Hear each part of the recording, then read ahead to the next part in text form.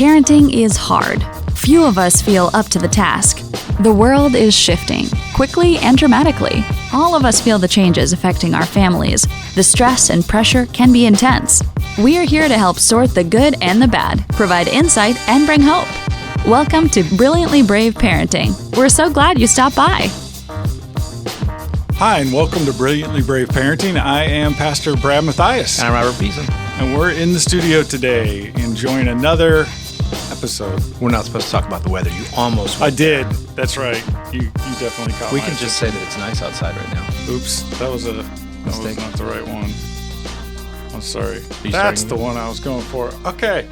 So, Robert, we have on the screen a little historical trivia. Mm-hmm. I thought it'd be good to go back and look at some things. There's 4 men. Looks like early 80s. A lot of hair. Yeah. Who's the guy kissing the other guy there on the side of the head? Wait. Careful how you say that. Well, it looks like you're kissing his cheek or whispering in his ear. I'm kissing his cheek. That's me. That's you. If you're trying to shame me, it's not going to work. Wow. So what are you doing in this picture exactly? You're kissing his cheek. Are you in a band? Or are you guys just being cool, hanging out, all in black? What is that? Yeah, we were at the beach, I think. Wow. That's pretty sweet. No, we weren't at the beach. We were doing a photo shoot for an album. Oh, it must have been this album. Yeah. Mm-hmm. See, that looks like the same outfit you're wearing there. For those who aren't familiar, we have our podcast on YouTube as well. And I think it would be very interesting to come and take a look at the historical archive here of Robert Beeson. Many people don't know that you have a history in Krissy music that goes far beyond the label to actually being a performer. Can you tell us? I mean, I could. Inquiring minds want to know, Robert. So I was in a band. What's Utanda? Utanda, it's Zulu for he loves. And I was in a band for a number of years. It was more of a hobby, but it turned into a couple albums. And my real passion was for kind of behind the scenes and stuff. So it was, I don't know, it was actually a good experience. It prepared me for what I did eventually because I could speak from an artist's perspective instead of just a suit perspective. So your attempt to shame me here is not going to work. It's not shame. It's historical trivia. I just wanted people to know the depth and breadth of your experience in Christian music. If we could just get out of the immaturity zone for a sec, I would love to point out another picture that I happen to have here. You have a historical archive as well? I do. I'm going to show this to the camera. Who's that? That is my beautiful granddaughter. I'm a grandfather, and this is Lucy.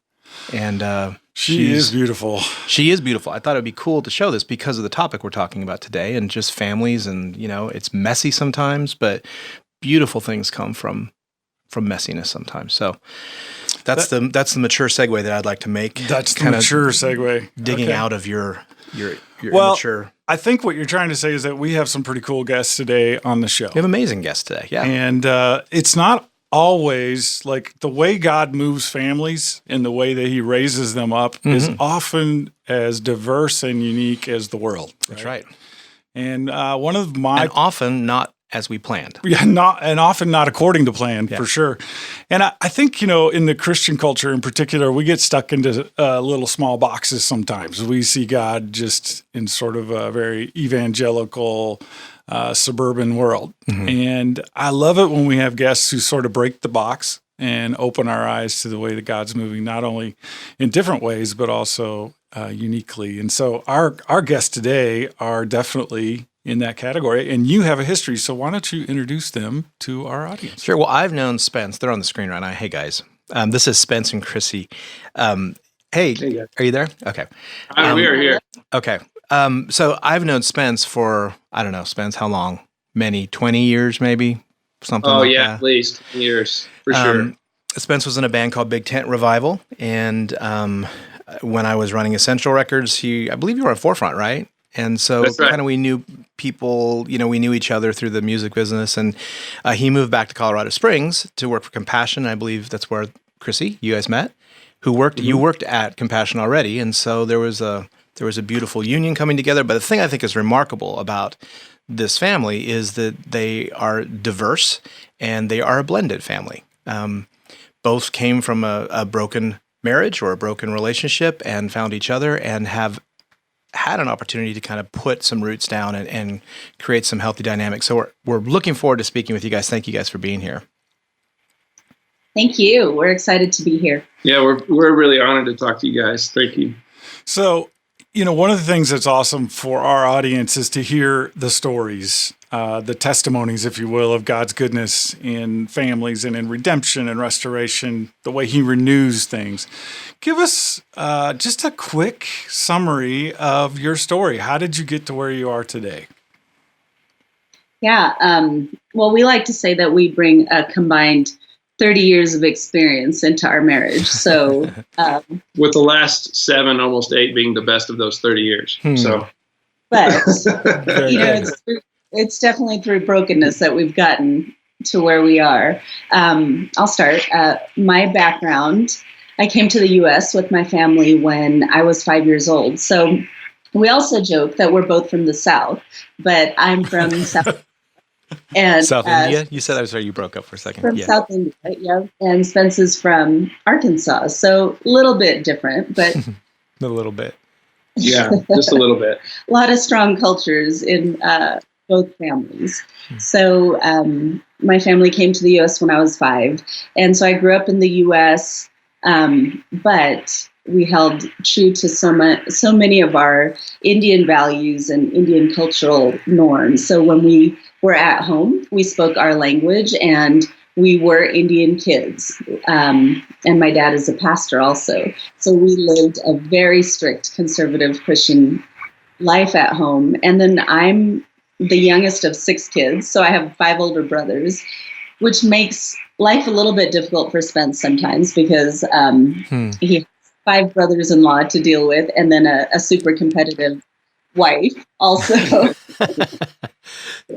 But I'm the youngest, and so I grew up going to school in the U.S., and by the time I got to high school, my parents didn't quite know what to do with this girl that wanted to be an American teenager, because I'd leave the house and I would blend in with my American friends, but then I'd walk to the home and everything's Indian, everything from our language to our food to how we behaved. So it was. So you didn't speak English at home?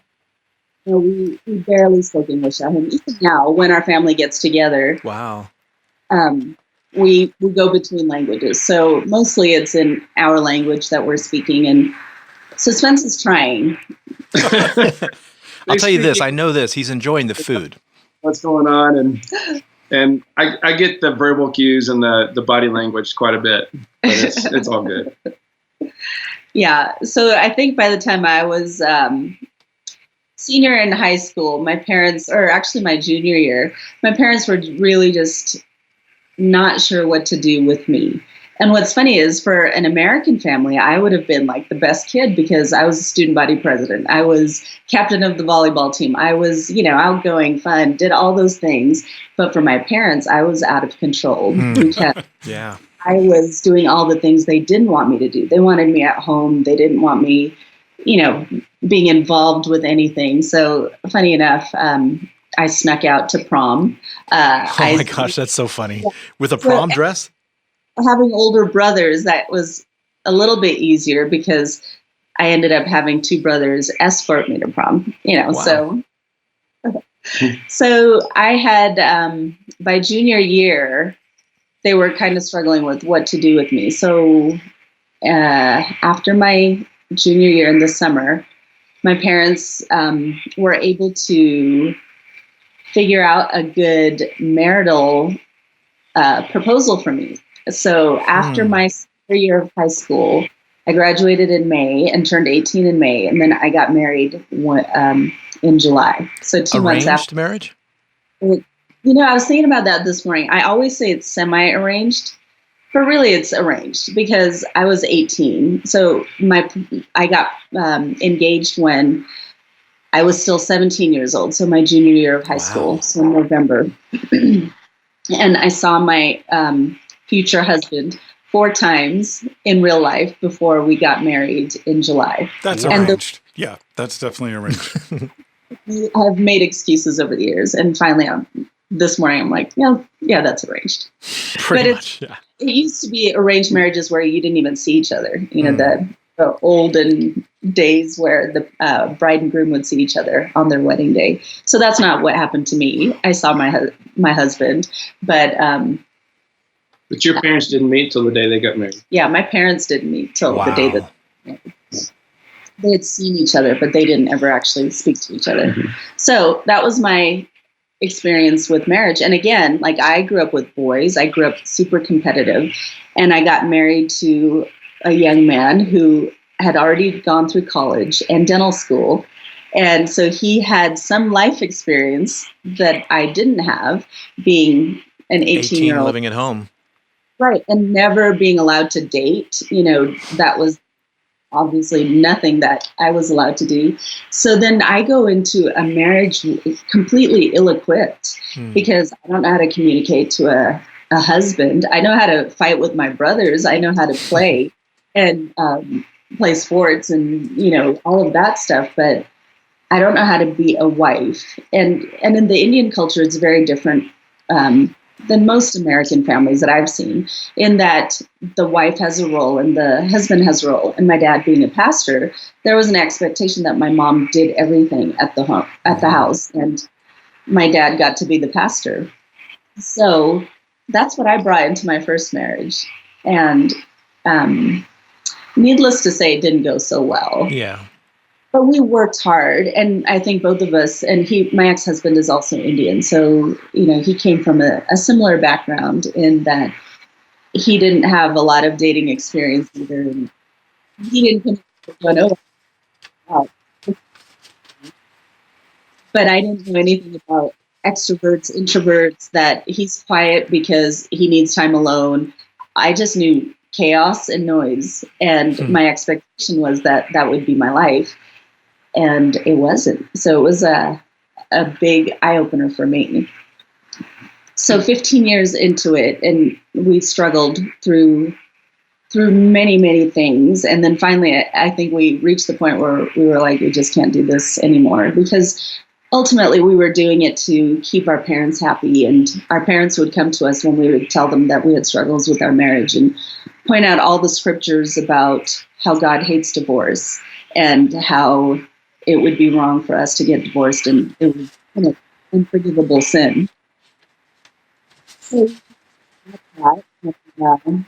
we have two amazing kids together. Our daughter is 22; she'll be 23 in May, and our son is 20. And so these amazing human beings that are from that part of my life. But we got divorced when was into the marriage, and then I got to be a single parent. Yeah, that brought a whole lot of challenges. So already the diversity there, the challenge between the different cultures, adapting, overcoming. So that's pretty fascinating. I know a lot of our listeners, whether they're Indian or not, are going to identify with some of the things you described for sure. Spence, tell us about your story. How did you walk into this relationship? So Krissy and I both grew up very conservative. I grew up definitely in the South in Arkansas. I grew up in the Church of Christ, or as they say, the Church of Christ. I grew up in the church. And it was a very conservative side of the Church of Christ. So, I had a pretty great family life.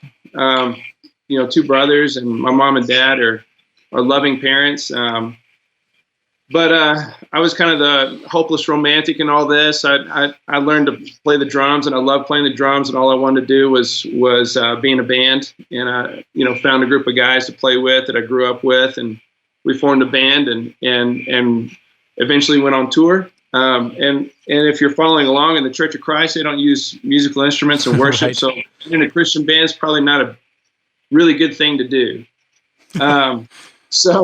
But we did it, and in that, I met my first wife, and we fell in love and got married, and it was just a rough relationship. And once we ended our marriage, I was really kind of at wit's end because of all the things that we had grown up knowing in the church, and knowing the things like Krissy said about divorce and and everything that entails, that it just felt shameful and hard. And, and living in Nashville, in the Christian music community, and going through something like that is just not easy at all, because you feel like every eye is on you. Every mistake is on you. Every criticism is on you. And so, it was just a really weird time for me.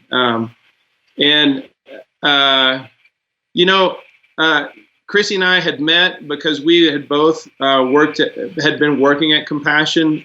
We'd both gone through our divorces separately, a couple of years apart, but had always been friends and always understood each other. And when we finally decided to date, there was something very real about the conversations that we had about our previous marriages and where we wanted things to go, and that was partly that we had been through so much previously that we really didn't want to go there again. We did some counseling and things like that, but we've always been very mindful of who each other is in our relationship and the respect and honor that comes with that. And we've always found these places for us to be very redeeming for each other. On top of the fact that coming into this marriage, coming into a culture that I was completely just had no idea of what it was like. I thought that I knew, and Krissy would be so patient with me, and I would say things that just weren't culturally sensitive, unbeknownst to me. And then she'd kind of look at me and smile and go, have that look on her face like, you'll get it one day. And now it's more than ever, watching her side of culture is an amazing story within itself. And then pairing that with my just complete white Arkansas upbringing is a whole other experience. The thing that we've gotten out of that, especially with our big kids and now looking at the little kids, is that we're very much a global family. We think globally. We don't think about just what happens here in the United States. We're concerned about what happens around the world and how our kids intersect with that.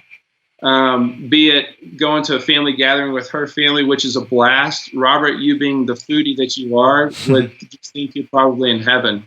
I've seen the pictures. I know that I've seen your Facebook posts, and you're right. I would be in heaven. Yeah, the food's great. It's loud. It's fun. It's everything you want family to be. And it's been an interesting time. It really has taught us a lot about who we are as a couple, but also who we are as people who love each other and understand what our backgrounds really are. And so that's been very helpful for us. And we're constantly trying to find ways to, I think we've gotten through a lot of our past and redeeming our past, but we're always looking to redeem. And we're always looking to figure out another way to do something. I love that. So just before I ask this question, so now you have 2 older kids and 2 young. What are the ages of your kids, all of your kids? Priya is 22. Alex is 20. Micah just turned 6, and Judah is 4. That is really all over the map, isn't it? So the thing I'm curious about, because I'm in the same situation as you know, having been divorced and raising my girls on my own for a while, and now I'm married again and walking into, she has 3 boys, I had 3 girls, and so I'm curious from your perspective now, how long have you guys been married? 7.5 years. 7.5 years. Great. What? So Spence didn't even try to answer. I know. He acted like he didn't even hear me. Okay, so here's my question. What have been the biggest challenges blending a family or bringing, because you guys have you have cultural diversity, you have different families, kids from other parents. What are some of the biggest challenges that you face as a couple, and how do you navigate that? I'm asking for a friend. I think probably the most difficult part was soon after we got married, our kids were at stages, one was in high school and one was in middle school. So we really struggled through the middle school years with my son. And I think it was that he was so afraid of being replaced by a new man in my life. And I think we spent a lot of time reassuring him that nobody was here to replace him or even to replace his dad. So part of our wedding vows was where Spence spoke to the kids and said that I vow to be your friend and to be your champion. That's awesome. Yeah, so I think that meant a lot to the kids when they were little. And so even as they've gotten to be older young adults, they always know that Spence is a champion for them and that he's there as a friend. And so they will often call him before they call me, especially when they know that I'm going to be mad. So they know that Spence is always the easy, as you can imagine. So I think that was a struggle. But I think Spence alluded to this earlier, too, is that the kids have always known that they're loved individually. So I don't think they've ever felt a lack. So even with the little kids, we were talking about recently was that when I tell people that my big kids love my little kids and the little kids love the big kids, they're often somewhat surprised. And I think they're taken aback by it. But I keep wondering if it's that they were shown such love, the big kids, and when the little kids came along, it's not like they were replaced by the newer, better versions. It's just new people that we get to love and we get to embrace. So I think it's just a whole different mindset when I look at our family versus other families, and I see how the little kids hate the big kids or vice versa. And also my kids are older, so there are times when the big kids are mistaken to be the parents for the little ones. And I don't know if you experience this too, but my big kids are like, we're never having kids. We're never having kids. I actually do have a child. We're done already. This is too much work. Why do I want to do this?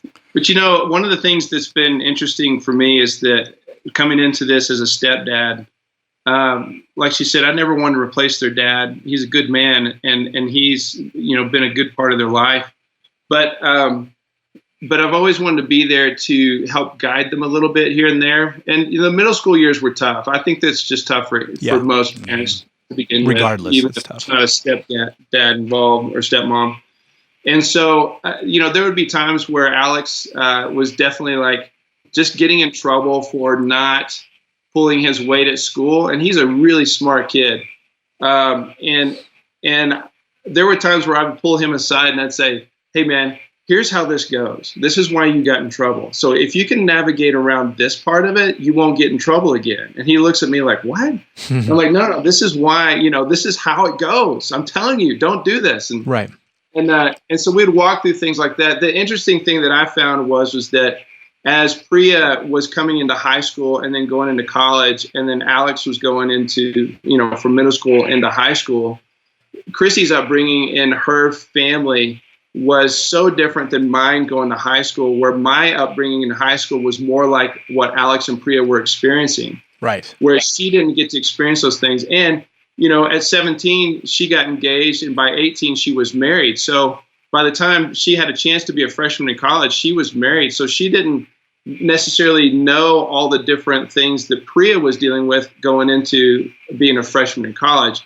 Whereas I had a college experience. Krissy didn't have a college experience like that.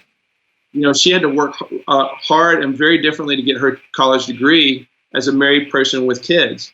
And so it was my responsibility to step in where I could step in and say, listen, I understand what's going on here, what your mom says and what you say, but this is actual reality here. And let me paint the picture. Let me ask another question that's going to put you on the hot seat, and I'm going to tell you the question so you can think about it, and then I'll give you kind of my example. What are the most challenging dynamics between you two? Fight-wise, like disagreement, tension, that kind of thing, that you have to navigate. And let me frame that a little bit. For my wife and I now, we've been married, we'll be 5 years in a couple months. She was a single mom for 5 years. I was for 8.5 years. And so, as you know, you set those dynamics of how your family runs. And they're pretty set in stone, right? Especially, Krissy, I'm imagining coming from your cultural background. I mean, you have, I'm sure, a pretty good idea of how things should run. When you bring two different cultures together and then just kind of put them in the same household, the way that you parented, or for me, I'll speak for me, the way I parented my girls was different than the way Barb, my wife, parented her boys. There's not a right or wrong necessarily, but you have to navigate that. And the reason I'm asking this is statistically, second marriages are way more prone to divorce. And I believe a lot of that is because we don't go into it prepared for the dynamic shift that has to happen. I mean, there has to be a tremendous amount of maturity to navigate some of those things. So what are some things that have caused tension in your relationship, and how did you get through those? And I'm not necessarily talking I'm talking primarily regarding the blending process.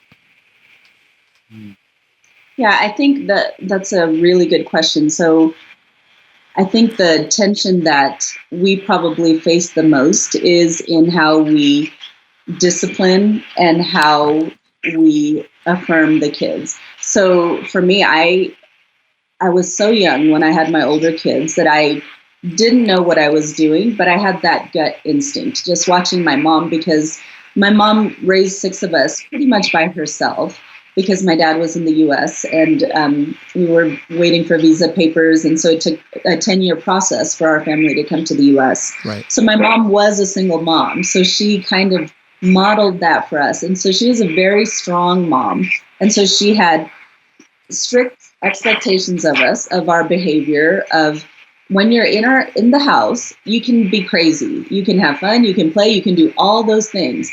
But when we go out and we're out in the public around people, you behave. And our mom just had to raise her eyebrow at us and we would fall in line. So I think with my older kids, I was very much that mom where they would look at me if they were acting up in public, and they knew that we would have a visit to the restroom. With Spence, like I said earlier, Spence is a softie, and him raising his voice is, boys, I told you that you're going to get in trouble. And right. The big kids and me, we just sit here and we look at him like that was him warning them. And so it's like this running joke now, because Spence doesn't know how to be the authoritarian or to, give them a command. You're saying he's a softie? Is that what you're saying? Yes. It is not his personality to go in and say, if you do this one more time, you're going up to your room. Or he tries, but nobody believes it. So I think that's been the biggest struggle for all of us. And just trying to figure that out. And I think now that the boys or Micah's in kindergarten, I think he's coming into it a little bit more easily because he sees that, okay, I have to stick to what I say. And it's the follow through, right? For me, it was always, if I tell you something and you don't listen, I'm going to be true to my word. About the third time, we will have discipline. And so I think Spence is starting to figure all of that out now that the boys are a little older. And him being an older dad, it's such a different dynamic. The first time dad in his 40s, he just has so much more grace and patience, where when you're in your 20s, you don't put up with that as much, because I don't know why. So when you face that together, when you're feeling like maybe he's being too soft or whatever, how do you guys deal with it between you two? I mean, do you... Oh, well, she gives me the same look she gives me the older kid. She gives the older kid. So I get the eyebrow and then I'm straightened right up. It's all good. Yeah. No, she'll look at me and call me out on something. And then I'll come back around next time and do it better. But it is a struggle for me that I have to get through still, because early on when I was just even dating in college, I was in a couple of relationships where there was a lot of tension and there was a lot of, there ended up being a lot of arguing and a lot of yelling on both parts. And I got to a place one day where I just said, I'm not a yeller. I hate yelling at people. So if I have to be in a relationship where I'm going to yell at people, I don't want to do this. But then, so that's always kind of been this thing for me. And it's hard today to really just raise my voice at my kids, because I've got that sitting in the back of my head. Right. But it's just something I've got to, there are times where I lose it with them and they straighten right up. But it's just, they're precious little boys, and being a first time dad in my 40s, I'm very thankful to do it now. I don't know that I would have been as aware of a dad had I had kids earlier in life. But yeah, that's definitely a struggle. Interesting. This is Pastor Brad.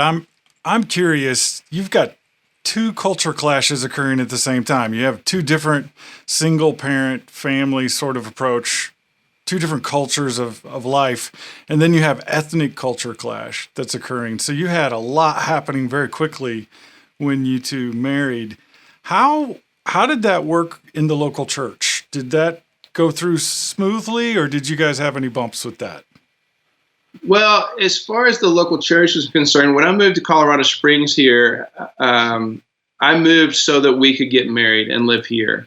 We dated long distance, me living in Franklin and her living here. And I moved here, and we really didn't have a church home at that time. We've come into that space since then, but I think really the question that the answer that you probably want to have to this question is, given the dynamics of her family, her dad being a pastor, and the conservative nature of being a Pentecostal Indian versus a Southern conservative guy growing up, and how that all looks, it is very, very different. And we definitely had some things that really had nothing to do with any local church body. It was just more of being accepted into her family. And then same with mine, not necessarily on equal footing, but it took a little while for her parents to truly accept me, because they come over. They don't come to the United States together. They've only come one time since we've been together, but they didn't come to our wedding. And that was a big deal. That was a big statement had they come to our wedding. And the things that I've had to learn about the cultural differences is that every decision a family member makes in this culture affects everyone. Right. And on down the line, it affects your immediate family, and then it affects their friends and cousins and aunts and uncles. And then it becomes a thing where you're the topic of discussion. And so for us, we had to really gingerly walk through that scenario so that at the end of the day, I am accepted. With her 5 brothers, the oldest is 60 now, and the youngest of the brothers is 48. And the youngest brother, spent time here in the United States when they were getting their visas. He was here with his dad, and then you got everything in between. And so there's a lot of family, cultural, political, not like politics. Right. Political, but political dynamic in there that's interesting to navigate. So, yeah, and I think back to the question of faith and the church body, we were raised very differently. Right. So I have a very different way of expressing my faith as someone who was raised in the Pentecostal church, and how I pray over my kids, and the way I pray over my kids versus Spence, who comes from a conservative background where you don't show emotion in church, or his experience was not showing emotion in church. So there is that clash. And so, my older kids saw how I express faith. And so it is very different from Spence. And to his credit, having been in a band, I think he was able to travel and see many different types of churches. So it wasn't a shock to him when he'd see me, kneeling and praying in the mornings, or, whatever it was. And for us as Indians, even this is something that most Americans probably won't know, but like in the Indian church, when I was young, women sit on one side and men sit on the other side. Indian Pentecostals don't wear jewelry. We cover our heads. All these things that are so different. And if you're in a home prayer group, you're all sitting on the floor. You don't sit on chairs. Like, it's just so many different levels of respect and ways that you express your faith that isn't the same for the American families, or even for how Spence was brought up. Even something as simple as when you walk into someone's house, you take off your shoes. You don't wear your dirty shoes that you've walked all over the country into someone's sacred space, right? So those are things that we take for granted. But when my American friends come in and then they ask, do you want me to take off your shoes? of course I'm going to say no, but as an Indian, those are things that we don't do. We don't bring Right. the pollution of the world into someone's sacred home.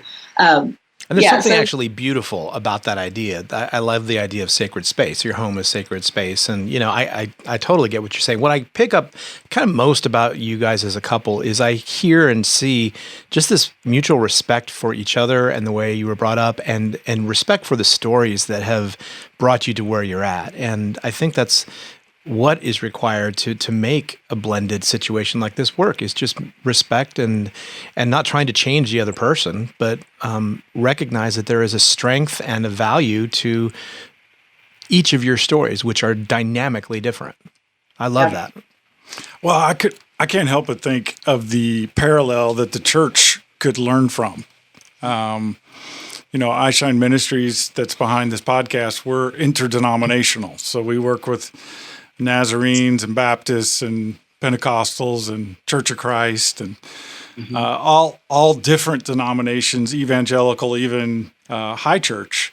And so I love the fact that you guys are demonstrating this idea of what does it look like for two divergent cultures and commonalities to come together and blend. And that has to be a hint of what heaven will have to be like. I agree. And so you guys are living out this really sort of dynamic story. And I know it's hard. I know that sounds eloquent to just say like, oh, that's really cool. But at the end of the day, this takes real work, real dedication, real commitment to your faith and to each other to get through it. And I think that's a huge example of inspiration to some of the parents who are listening to this podcast who are in this similar situation. So thank you for taking the time and being vulnerable enough to share honestly about your journey. What advice in closing would you have to the family or the couple that's involved in a blended marriage or is thinking about that? I would say to be patient. You just really have to be patient with the process. You have to be very aware of if there are kids involved, what their lives have going on around them. And I think that you have to be very present in that moment with them. And most of the times, it's not that, for me, as being a stepfather in this situation, it's not to assert my authority, but to sit and listen and be there. Yeah, I think often as parents, we feel like we're not qualified. And you're right, we're not qualified. There is not a parenting manual that's going to show you how to do it and do it right. Even if you read every book, your kids are going to do things differently because they haven't read the book and they don't care. That's so true.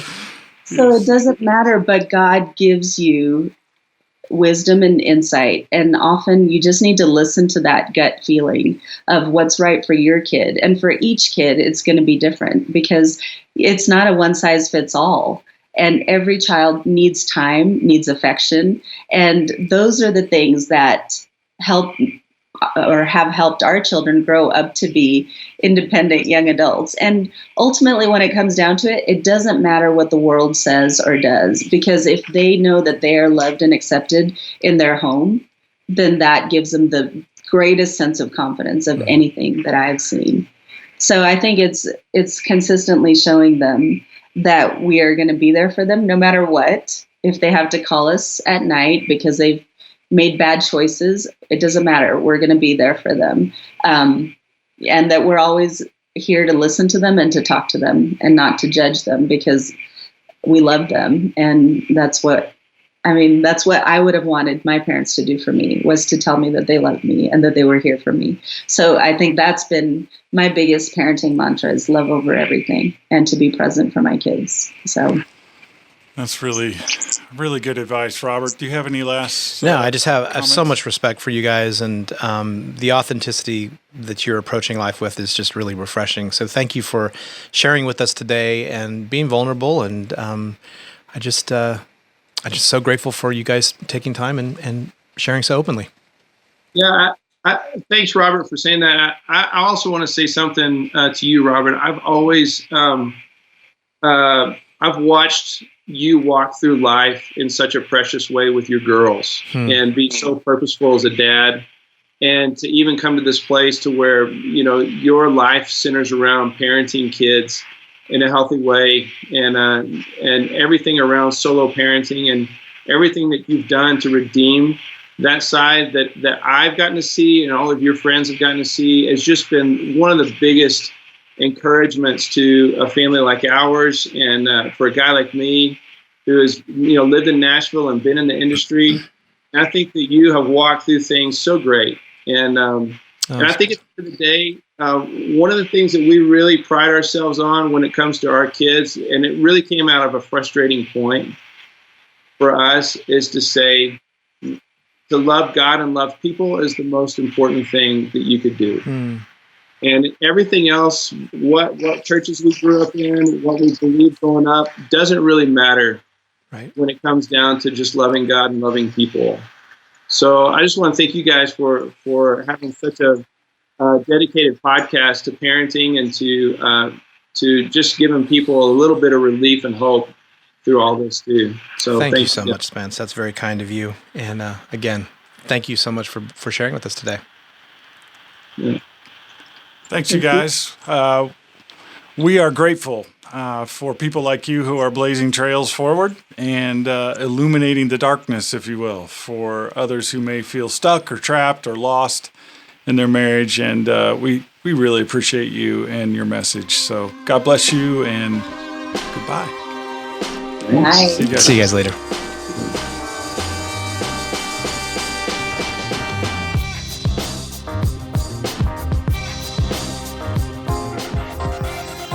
We are excited to announce the Storms of Life study, Living Beyond Stressed Out and Overwhelmed.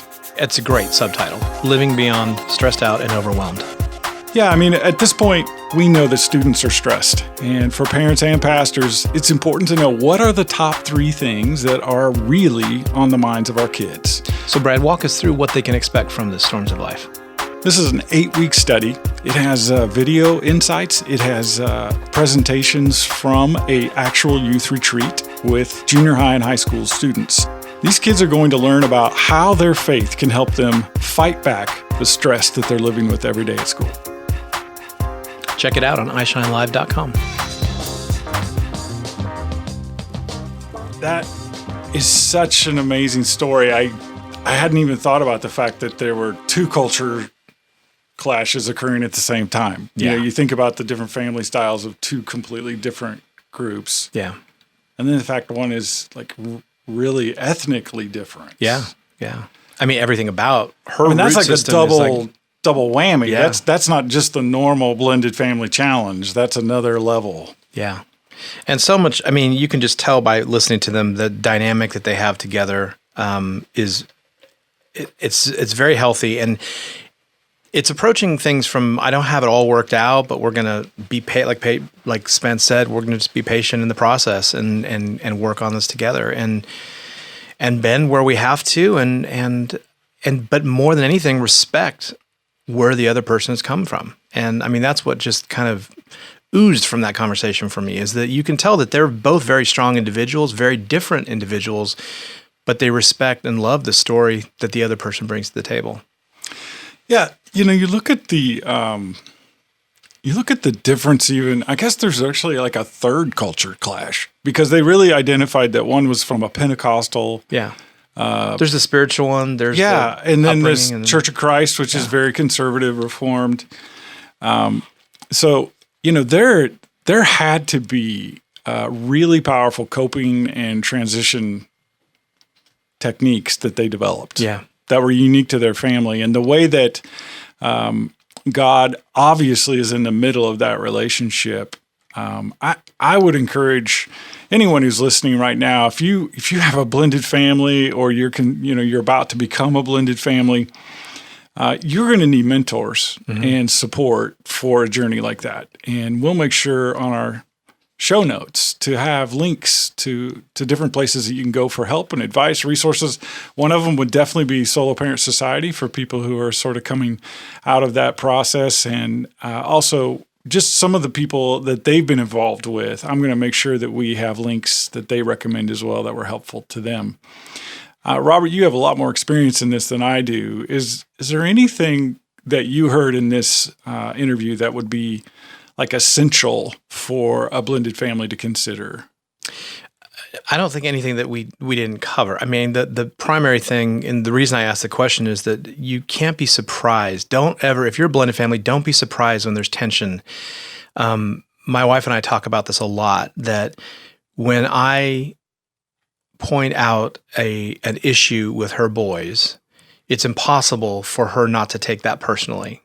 And when she says something about my girls, it's impossible for me not to take, and to be able to speak, to be able to normalize that. Like, that's normal. Of course you are attached to your daughters or your sons, whatever. And so try to not get hung up on the way you feel, and try to look at it from a perspective of, we're just trying to be a better unit, and I can use some coaching and parenting. So the more I go, okay, it's normal for Barb to, it's normal for me to feel attacked a little bit when she says something like, Zara's not cleaning the dishes or whatever. It's like, wait, that's my daughter. You don't talk, that's a normal feeling. And the more I can speak that it's normal, the more it doesn't build up resentment. And and resentment is that is the cancer that can creep into a blended family home if you're not maintaining really healthy observations and dialogue with that. So, yeah. And I can imagine there's a definite dynamic between us versus them, where you have, sort of these alliances forming. It's subversive, but it can happen. I mean, I'm telling you right now, it's happened for Barb and I, and we have to be deliberate about it. And so as far as speaking into other people that are blending, it's just, you're not unusual for you to feel defensive. That's normal. You are blood with these kids. And so it doesn't mean that you should just roll over and go, okay, yeah, whatever none of that. It's just realize it's okay. Just don't let it turn into resentment. Yeah, just as a closing thought, as I was listening to them talk, just even the idea that he said his vows to her, and then he turned and said vows to the kids, that I won't try and replace, your father. I thought that was very considerate and thoughtful and insightful. This is an approach to marriage that is really unique. It's not like just a first-time marriage. The second marriage is blending the redemption of Christ, the fact that faith is at the center of their work and their lives, the fact that he was a part of Big Tent Revival. I mean, they are living in the church and functioning as a blended family, and that's a healthy role model for families that are looking for, how do you do this? Yeah. So that's one of the reasons I'm so excited we had him on today. And if you're a listener and you've made Brilliantly Brave Parenting a regular part of your podcast world, just remember that when we say brilliantly brave, we don't mean that Robert and I are brilliant and brave. We mean that none of us feel brilliant or brave or qualified to be good parents. And so we're all relying on the Holy Spirit and upon our Father in heaven to guide us through this very important journey that's called parenthood. That's right. And if this has meant something to you, we'd appreciate you subscribing to our podcast and going on to your platform, whatever it is, iTunes or SoundCloud, and liking this. And like I say all the time, it means a great deal, not only to us, but to just getting the word out. It changes algorithms, and it makes our reach even broader. So go ahead and do that if you've got 5 seconds. And thank you for being with us. We'll see you here again next week. Thanks, everybody. God bless.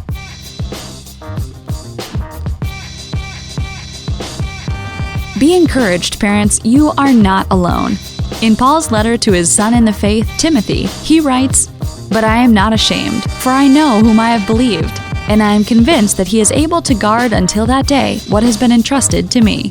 Brilliantly Brave Parenting wants to be an encouragement and support that parents can rely on.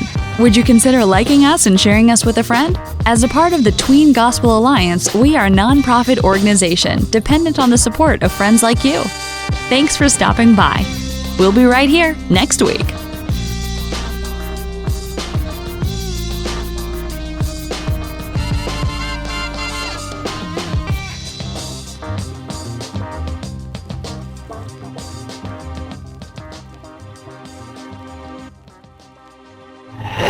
Brad, you know I'm a foodie, right? Absolutely. Okay, I want to tell you about this awesome coffee experience. It's called CJ's Coffee Culture and Community.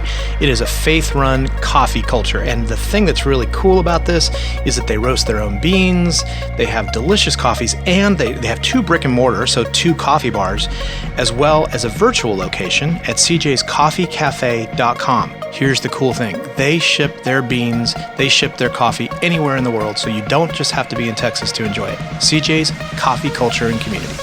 Awesome. Hey, Robert, we've got some new stuff in the web store. Tell me about it, Brad. It's our very own swag. Really? Absolutely. Brilliantly Brave now has its own line of caps, cups, T-shirts? clothing. Yeah, everything, man. We got swag. Dog sweaters? I don't know about the dog sweaters yet, but we can work on it. Okay. So if you're a fan and you've been listening to Brilliantly Brave and you want to share it with your friends, let them know that you're a supporter, hey, come to our website, ishinelive.com, and find out more.